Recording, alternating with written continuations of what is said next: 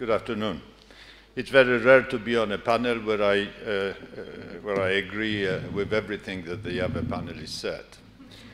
That's a pleasant part. The bad part is that I should comment on what they have said, and that's pretty difficult.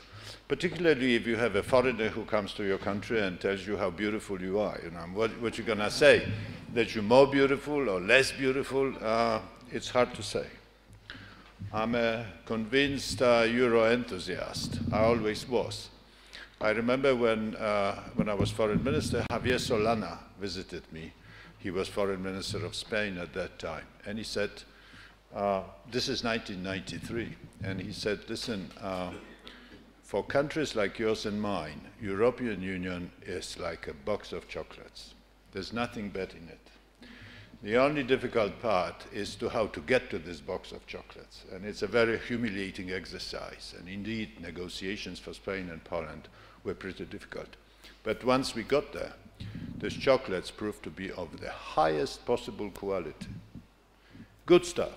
No milk chocolates whatsoever, just a high-grade chocolate. So I do believe Europe is in a good shape, in fact. I think that 2015 is a good year.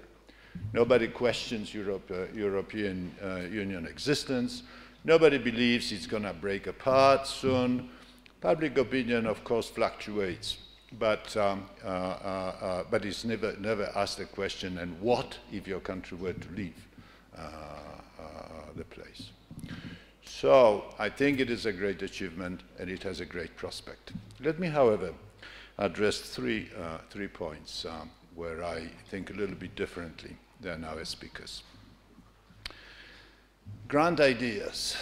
Europe as a pragmatic exercise rather than the ideological or idea-based venture.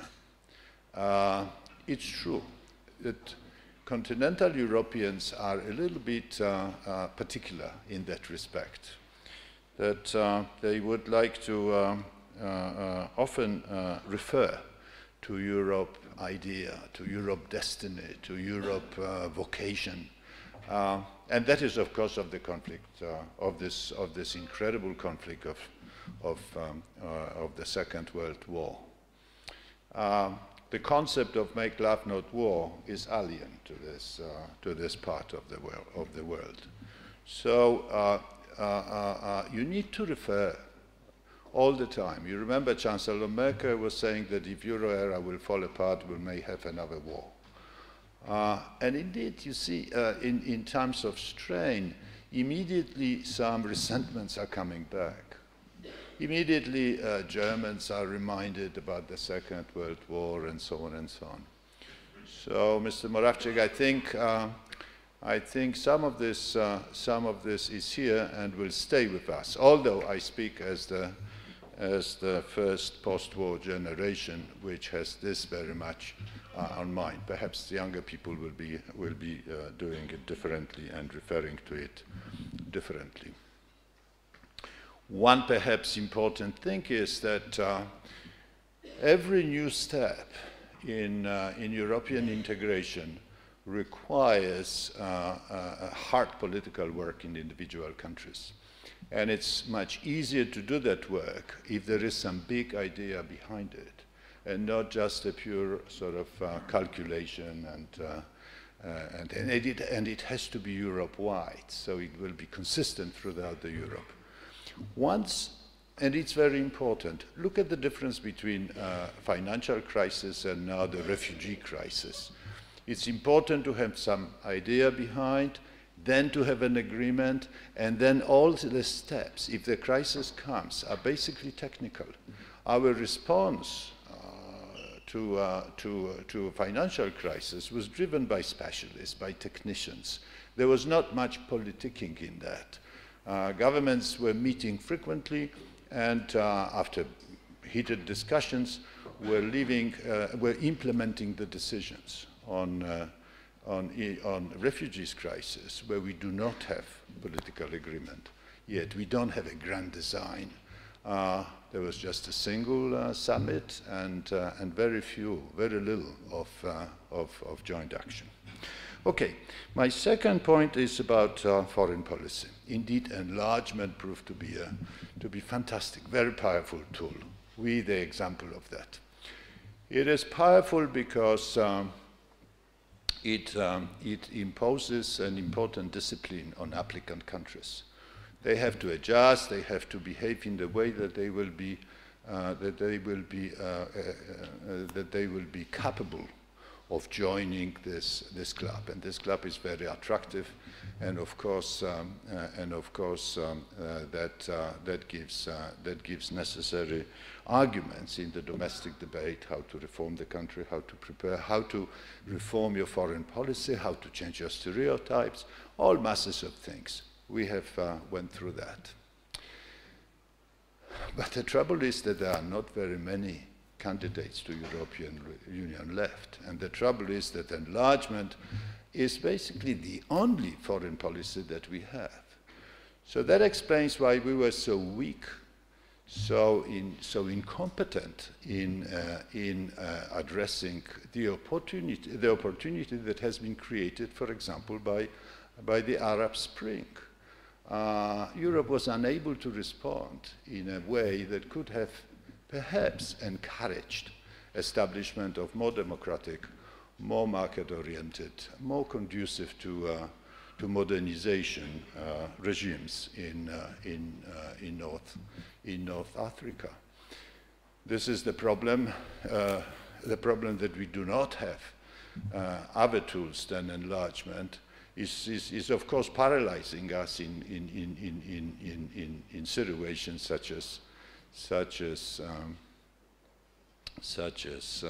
Middle East conflict and the source of refugee crisis. So quite obviously there is a big work to be done in the area of foreign policy. Europeans were too quick, I think, to use up the so-called peace dividend. It was so tempting and so eager that we gave up on security policy. Of course, we were encouraged by United States, but when United States is now moving away from Europe, and rightly so, it is not the source of danger, it is not the source of threat to United States security. We need to take care of our own security more and more, and we do not have an agreement, and we do not have tools for that. And finally, the third point, which is Euro era. Of course, it is widely criticized, particularly if you read English language text on economist text, and mind you, they are dominant in this era of science. Then idea of Euro era is criticized as a suboptimal solution. So, however, when one thinks about it, and we know very well that Euro has been introduced also as this final glue that will keep together that otherwise diverge number of countries. However, an economist will tell you what is wrong with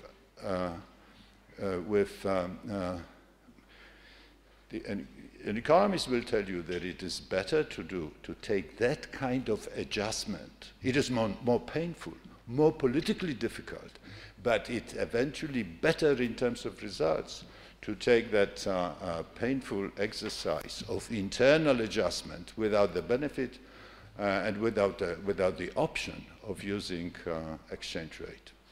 Exchange rate would be sort of manipulation, would be sort of papering out the problem and extending it over a longer period of time, and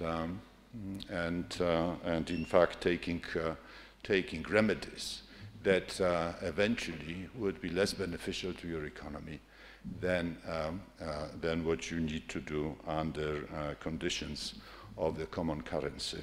So I'm not so sure that when we would look eventually at the experience of Spain, Portugal, Greece and other countries that have been affected by this situation, that future research will say that it was so bad that they didn't have an option of using exchange rate. But all in all, I want to repeat what I said. 2015 is closing as a good year for Europe. Nobody is questioning, for European Union, nobody is questioning its worth and its future. Thank you.